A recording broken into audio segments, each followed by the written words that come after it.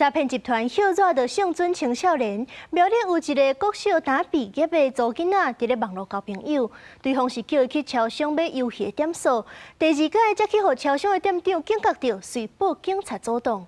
警方是表示，这诈骗的被害者愈来愈少岁，学者就建议家长甲学校爱加关心囡仔，莫爱加强诈骗的宣导。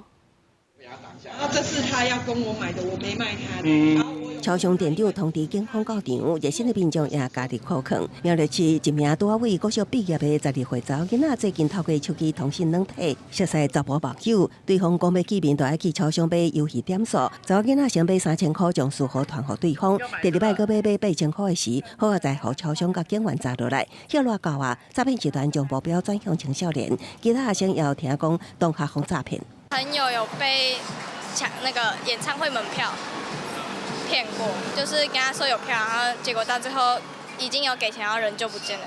就是游戏，然后可能被女生骗要什么游戏的钱。根据台中市警察局少年队统计，今年以15岁、12岁至18岁少年防诈欺被害人数252人，比去年同期加5倍。那未成年诈骗车手变多，被害者的年纪也确实有降低趋势。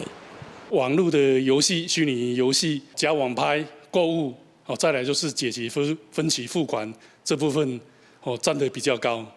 年龄方面确实有下降。台中教育大学学者认为，诈骗被害者年纪一直降，家长组织囡仔使用网络，也是限制金流，拢只会当指标，应该爱多加关怀陪伴。家长里面刚才讲的关怀陪伴跟问安所以不是问小孩子说平安不平安，是你每天出去做什么。我们现在的网络交友跟网络诈骗这个地方，形成常态性的媒体试图。